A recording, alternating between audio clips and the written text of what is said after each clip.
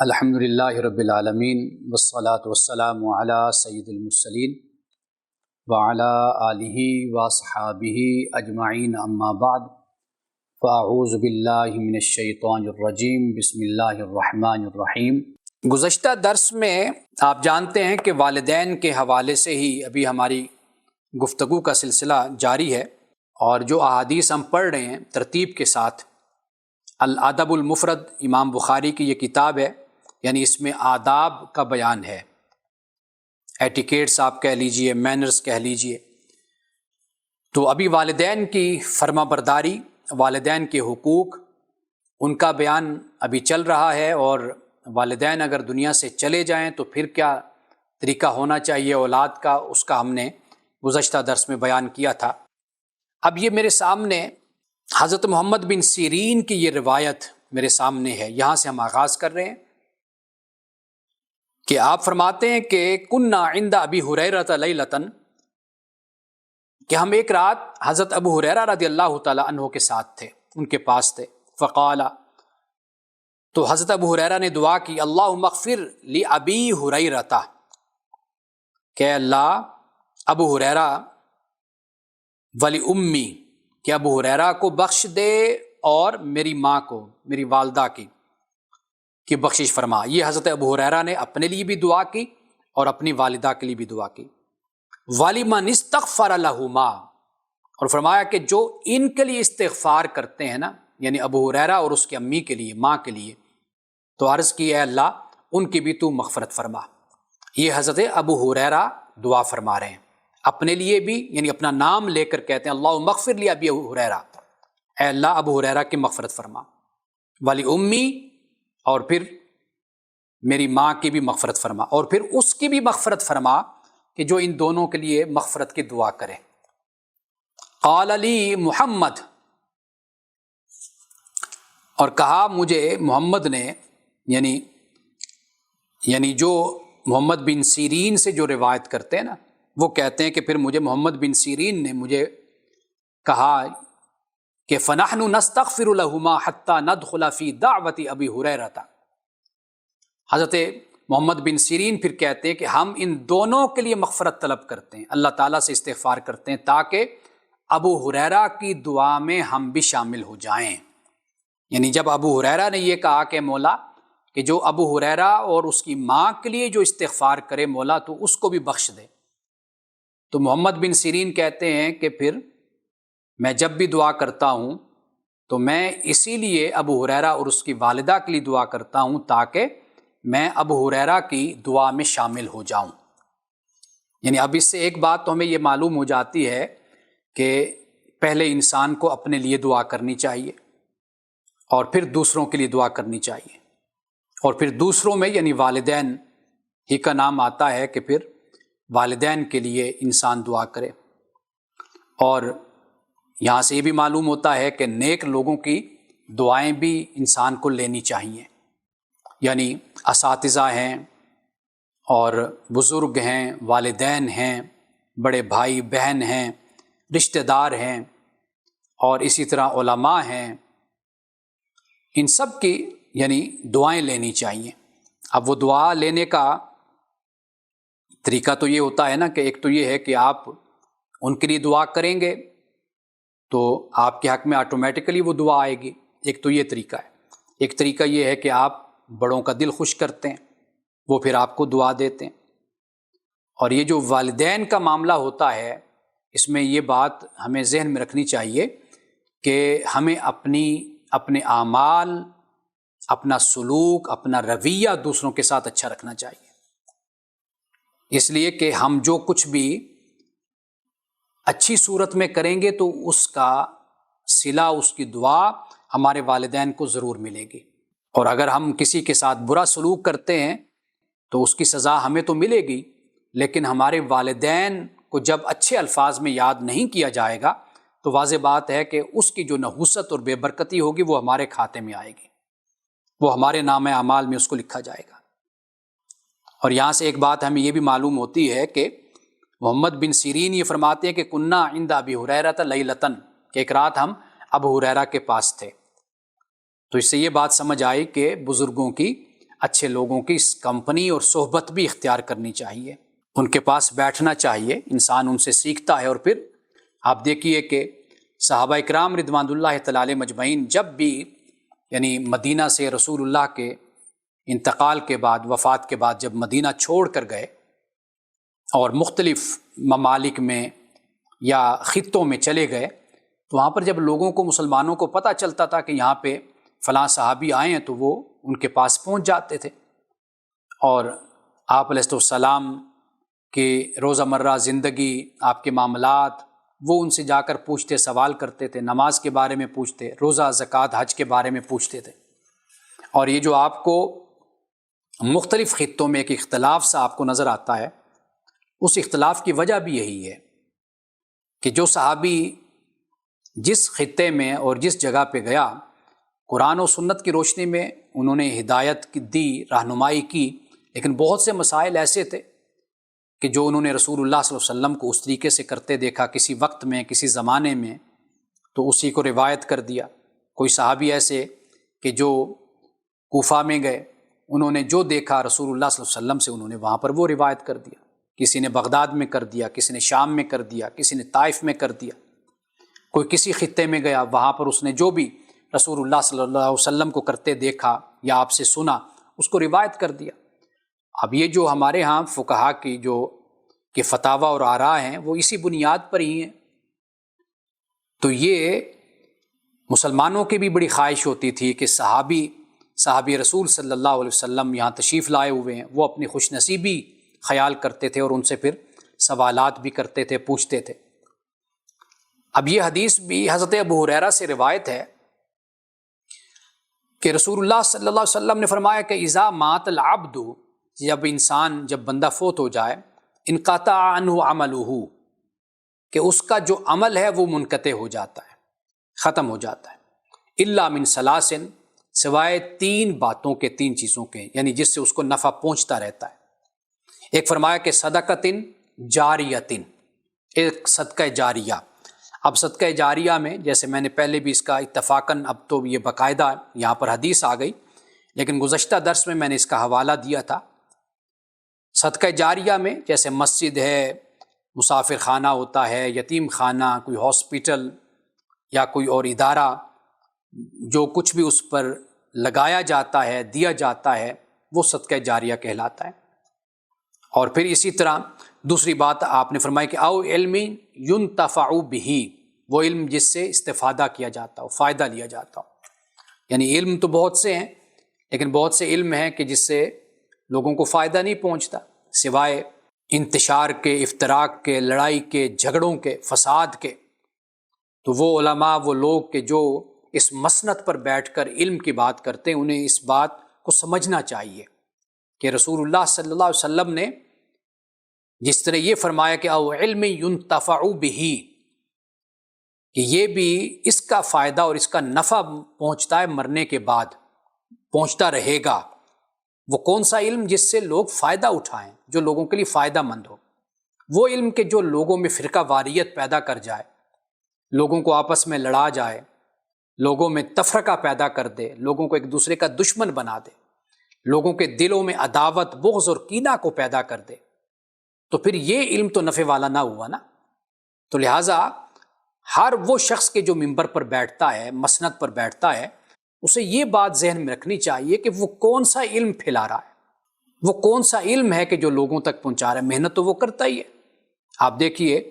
آپ ویڈیوز اگر آپ دیکھیں گے تو ڈھیر ساری کتابیں آگے رکھی ہوتی ہیں اپنے، لیکن اس علم کا فائدہ لوگوں کو کتنا پہنچ رہا ہوتا ہے وہ بھی آپ کے سامنے ہوتا ہے۔ اب اس بنیاد پر کہ امت میں تفرقہ کیسے پیدا کرنا ہے، مناظرہ کیسے کرنا ہے، اس کے لیے بھی لوگ بیٹھے راتوں کو جاگتے ہیں، بڑی محنتیں کرتے ہیں، بڑے بڑے حوالے تلاش کر رہے ہوتے ہیں، بڑا بڑا پیسہ خرچ کرتے ہیں، دنیا سے کتابیں منگواتے ہیں، صرف اپنے مخالف فرقے کو جھوٹا ثابت کرنے کے لیے اور اس کے عالم کو تنقید کا نشانہ بنانے کے لیے بڑی محنت کرتے ہیں، ڈالروں میں پیسہ خرچ کرتے ہیں، باہر سے کتابیں منگوا کر، اور پھر اس میں سے حوالے نوٹ کر کر کے پھر دوسروں کو کافر قرار دیتے ہیں، دوسروں کی تکفیر کرتے ہیں۔ محنت تو وہ بھی کرتے ہیں، لیکن اس علم کا نفع کتنا ہے قوم کو وہ بھی آپ دیکھ لیجئے آپ کے سامنے۔ تو یہاں پر رسول اللہ نے یہ نہیں فرمایا کہ صرف علم، آپ نے فرمایا ينتفع بہ، وہ علم کے جس سے لوگوں کو فائدہ پہنچے، جو فائدہ دینے والا علم ہو، وہ در حقیقت صدقہ جاریہ بنتا ہے اور اس کا مرنے کے بعد نفع انسان کو پہنچتا رہتا ہے۔ اس لیے میں کہتا ہوں کہ ذہنوں کو بدلنے کی ضرورت ہے، محنت کی کمی نہیں ہوتی، لوگ محنت بڑی کرتے ہیں، کتابیں، رات دن مطالعہ، تحقیق، ریسرچ، راتوں کو جاگ جا کر بیٹھ کر کام کرتے ہیں، لیکن وہ کر کیا رہے ہیں؟ یہ سوچ ہے جس کو بدلنے کی ضرورت ہے، تاکہ وہ نفع دینے والا علم لوگوں میں عام کریں۔ رسول اللہ صلی اللہ علیہ وسلم کی حدیث بھی کہ آپ نے اللہ تعالیٰ سے یہ دعا کی کہ اللہ علم نافع مجھے عطا فرما۔ اب اس کے بعد تیسری بات فرمائی، او والد صالح یدعو لہ، نیک اولاد کہ جو اس کے لیے دعا کرتی ہے۔ اب نیک اولاد تو ایسے تو نہیں بن جائے گی، آخر اس کی کوئی تربیت والدین کریں گے، اس کو نیکی کی راہ پر چلائیں گے، یا کم از کم خود نیکی کی راہ پر چلتے رہیں گے تو اولاد دیکھ کر پھر خود نیکی کی راہ پر چلتی ہے۔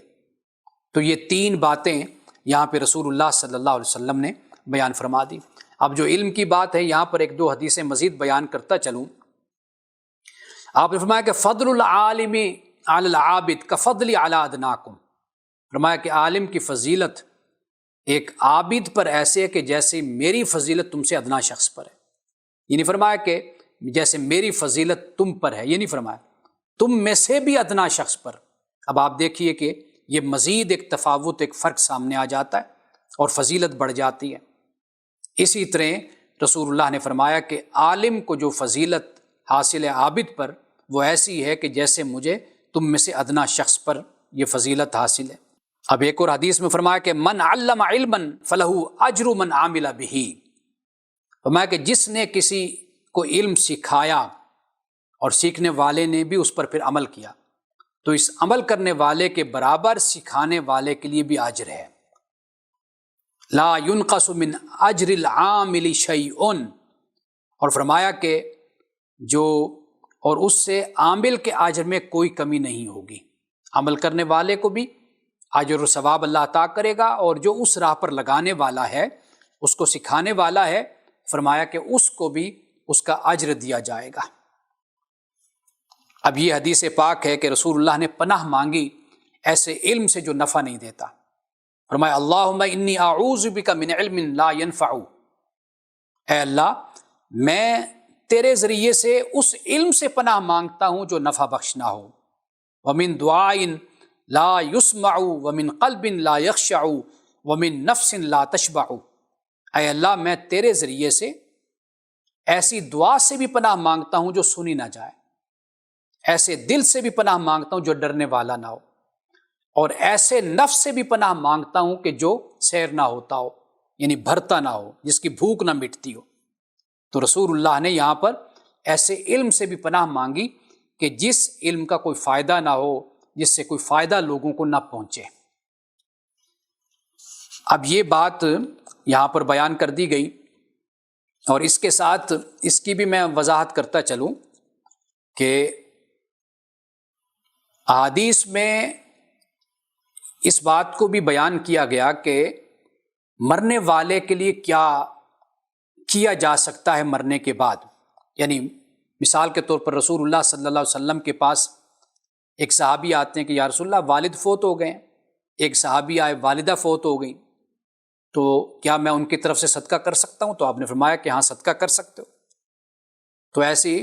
حدیثیں ہمیں ملتی ہیں کہ جن میں رسول اللہ صلی اللہ علیہ وسلم نے اس بات کو بیان کیا۔ جیسے مثال کے طور پر کسی کے ذمے نظر کے روزے ہیں، تو اس کا جو قریبی ہے اس کی طرف سے وہ روزے رکھ سکتا ہے، صدقہ و خیرات کر سکتا ہے۔ اگر کسی پر کوئی مالی قرض ہے، وہ دنیا سے چلا گیا، اس کا قرض بھی دیا جا سکتا ہے۔ لیکن یہ جو نماز ہم نے بنائی ہوئی ہے نا کہ بھئی کوئی شخص چلا جائے اس کی جگہ پہ نماز، کوئی جو فوت ہو جائے اس کی قضا نمازیں کچھ پیچھے پڑے، تو ایسا ہمیں ذکر کہیں پر بھی نہیں ملتا۔ اور یہ جو ہمارے ہاں ریٹ لگایا ہوتا ہے لوگوں نے، یہ تو بالکل ویسے بھی ناجائز ہے کہ 5 نمازوں کے 500 روپیہ، یا 1000 روپیہ یا 5000 روپے قضا نماز کروا لو، تو اس کا کوئی تصور بھی نہیں ہے۔ باقی یہ جو ہمارے ہاں قرآن پڑھا جاتا ہے یا بیٹھ کر کوئی درود پڑھ لیتے ہیں بیٹھ کر، وہ صرف اس نقطہ نظر سے ہوتا ہے کہ جیسے ایک جو لوگ جنازے میں شریک نہیں ہوئے بعد میں آتے ہیں، ملنے آتے ہیں، اکٹھے ہو جاتے ہیں، تو چلو بیٹھ کر اللہ کو یاد کرو اور بیٹھ کر کوئی ذکر کر لو، کوئی قرآن کی تلاوت کر لو، درود شریف بیٹھ کر پڑھ لو۔ ورنہ میں نے دیکھا ہے ایسے لوگوں کو کہ جو ایسے موقعوں پر بھی شرم نہیں کرتے اور بیٹھ کر مذاق اور ٹھٹھا اور ہنسنا اور لطیفے ایک دوسرے کو سنانا، ایک دوسرے کے کانوں میں باتیں کرنا، سرگوشیاں کرنا، بیٹھ کر یہ کر رہے ہوتے ہیں کام۔ تو ایسے موقعوں پر اگر یہ کہا جاتا ہے بھی استغفار پڑھو یا دوسرا کلمہ پڑھو یا قرآن کی تلاوت کرو، تو اس میں کوئی حرج نہیں ہے، ایسا کیا جا سکتا ہے۔ لیکن جو ہمارے ہاں ایک رواج، ایک رسم، ایک روایت، ایک بدعت جو اختیار کر لی جاتی ہے، یہ بھی دین میں ناپسندیدہ ہے۔ احناف کی جو آراء ہے وہ دونوں طرف ہیں، یعنی احناف کو اگر آپ دیکھیں، حنفی علماء کو، انہوں نے اس کو مکروہ کہا۔ یہ سارے فتاویٰ موجود ہیں کتابوں میں، یہ سب کچھ موجود ہے، لیکن اگر اس کی کوئی ایسی صورت جس کو اگر علماء نے کہا کہ چلیں کر لیا جائے، تو وہ بھی صرف اس حوالے سے ہے کہ بھئی جیسے لوگ اکٹھے بیٹھ جاتے ہیں اور بیٹھ کر وقت ضائع کرتے ہیں، تو چلے بیٹھ کر وفات پا جانے والے کے لیے کوئی دعا کر لیں، بیٹھ کر استغفار کر لیں، قرآن پڑھ لیں، کلمہ پڑھ لیں۔ لیکن یہ جو باقاعدہ طور پر بچوں کو بلا کر بٹھانا مدرسے کے، یا غریب بچوں کو لے کر بیٹھ جانا اور کہنا کہ اب تم پڑھو بیٹھ کر اور اس کا ثواب پہنچاؤ، تو ایسا ثواب کوئی نہیں پہنچتا، اور نہ ایسی رسومات کا کوئی تصور ہے اسلام میں، اور وہ بچے پڑھتے بھی نہیں ہیں۔ ہم نے دیکھا ہے کہ بچے بیٹھ کر، اب تو موبائل ان کے پاس ہوتا ہے، جب وہ گھر والے اندر داخل ہوں گے تب وہ بیٹھ کے قرآن پڑھنے لگ جائیں گے، اور جب وہ نہیں ہوں گے تو بیٹھ کر وہ میچ دیکھیں گے موبائل پر۔ اور ان کو اس سے کیا غرض ہے ہمارے مر جانے والے کے لیے کہ وہ بیٹھ کر قرآن پاک کی تلاوت شروع کر دیں؟ ان کی نظر میں تو یہ ہوتا ہے کہ چلے ہم یہاں پر جتنی دیر بیٹھیں گے اچھا کھانا بھی مل جائے گا اور ساتھ ہمیں 200-500 روپیہ بھی مل جائے گا۔ وہ تو اس لیے ہوتا ہے۔ اگر اس کی کوئی صورت رہتی ہے، استثناء بھی اگر اس کا ہے، تو وہ صرف اتنا ہے کہ آپ جمع ہوئے، آپ بیٹھے، بجائے اس کے کہ آپ اس کو خوشی کا موقع بنا کر بیٹھ جائیں اور بیٹھ کر آپ گپیں لگاتے رہیں، تو چلیں بیٹھ کر قرآن پاک کی تلاوت کریں، استغفار کریں، اللہ کو یاد کریں، مرنے والے کے لیے آپ دعا کریں۔ یہ صرف تصور موجود ہے، اور یہ وہ تصور ہے کہ جو اس کو کوئی عالم بھی رد نہیں کرتا، چاہے وہ اہل حدیث ہو، چاہے وہ دیوبند ہو، چاہے وہ بریلوی ہو، کوئی بھی ہو، اس تصور کو کوئی رد نہیں کرتا۔ لیکن باقی جو کچھ ہمارے ہاں رائج ہے، یہ اس کا تصور احناف کے ہاں بھی نہیں ہے، اہل سنت کے ہاں بھی نہیں ہے۔ اب اس کے بعد یہ فرمایا کہ باب بر من کان یصلہ ابوہ، یہاں پر اس حدیث کو بیان کیا گیا کہ حضرت عبداللہ ابن عمر سے یہ روایت ہے، یعنی یہ آثار میں سے ہے۔ حضرت عبداللہ بن عمر سے یہ روایت ہے کہ مر اعرابی فی سفر، کہ ایک اعرابی کسی سفر میں حضرت عبداللہ ابن عمر کے قریب سے گزرا، اور وہ فکان ابو الاعرابی صدیقا لعمر رضی اللہ عنہ، اور اس اعرابی کا جو باپ تھا وہ سیدنا عمر رضی اللہ تعالی عنہ کا دوست تھا۔ فقال للاعرابی، تو اس نے اعرابی سے کہا، الست ابن فلان، کیا تم فلاں کے بیٹے نہیں ہو؟ قال بلا، اس نے کہا کیوں نہیں۔ فامر له ابن عمر بحمار کان یستعقب، حضرت ابن عمر نے، عبداللہ ابن عمر نے اسے اس تعارف کی وجہ سے ایک گدھا دینے کا حکم دیا، یعنی آپ کے پاس گدھا تھا، آپ نے کہا کہ اس کو یہ تحفے میں دے دو،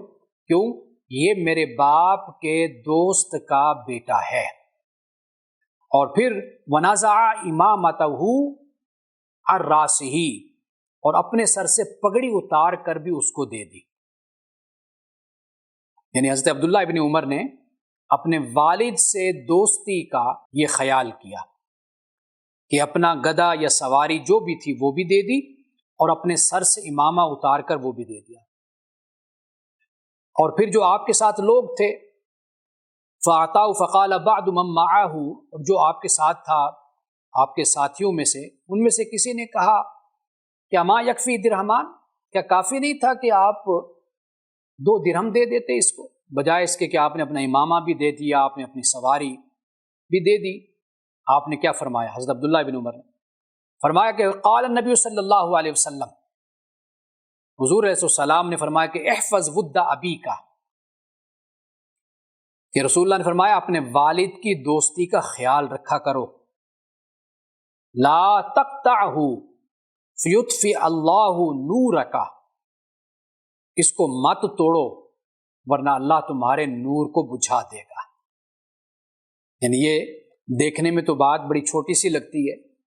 لیکن یہ جو تعلق داری ہے بزرگوں کے دوست، یہ ایک نسبت اور ایک تعارف اور ایک تعلق ہے، اس کو نبھانا اس کی بھی اپنی برکت ہے اور اس کی بھی اپنی ایک نیکی ہے، اللہ کی طرف سے ایک اجر ہے. حضرت عبداللہ بن عمر رضی اللہ تعالی عنہ سے یہ روایت ہے کہ وہ رسول اللہ سے روایت کرتے ہیں، کیا فرمایا کہ ان ابر البر ان یصل الرجل اہل ود ابیہ. رسول اللہ نے فرمایا کہ سب سے بڑا حسن سلوک یہ ہے کہ باپ کے دوستوں سے حسن سلوک کیا جائے، باپ کے دوستوں سے حسن سلوک کیا جائے. اب آپ یہ دیکھیے کہ جب یہ باتیں اور یہ تعلیم صحابہ کو ملتی ہوگی تو صحابہ اپنے والد کے انتقال کا انتظار تو نہیں کرتے ہوں گے نا، ان کے بچے، کہ ہمارے والد صاحب دنیا سے چلے جائیں پھر ہم ان کے دوستوں کا خیال رکھیں. یعنی یہاں سے یہ بھی ایک تعلیم مل رہی ہے نا کہ جب والد کے دوست کا احترام اور اس کا لحاظ اور خیال کرنا، اگر اس کا اتنا اجر رسول اللہ بیان فرما رہے ہیں تو پھر خود والد کا ادب اور احترام، ان کی دیکھ بھال، ان کی حفاظت، ان کی نگہداشت، ان کی عزت، اس کا مقام اور مرتبہ کیا ہوگا. تو یہ در حقیقت یہ نقطہ اور یہ بات ہے کہ جو اس میں سمجھائی گئی ہے، اور اولاد کو یہ بھی تعلیم دی گئی ہے کہ والدین کے احسانات کا بدلہ ان کی زندگی میں بھی ادا نہیں ہوتا، ان کے دنیا سے جانے کے بعد بھی ادا نہیں ہوتا، تمہارے مرتے دم تک ادا نہیں ہوتا. اس تعلق کو تم نے نبھانا ہے، اور خدا کی طرف سے اگر تم یہ چاہتے ہو کہ تمہارا نور جلتا رہے، روشن رہے، تمہارا نور، تمہارے دلوں کا نور کبھی نہ بجھے، اگر یہ چاہتے ہو کہ وہ روشن رہے تو پھر رسول اللہ نے فرمایا کہ اپنے والد کے دوستوں کا خیال رکھا کرو اور ان سے تعلق کو مت توڑا کرو. تو یہ گویا کہ حضور علیہ السلام نے والدین، یعنی صرف والد کا یہاں پر ذکر ہوا تو واضح بات ہے کہ والدہ کی بھی سہیلیاں اس میں شامل ہیں،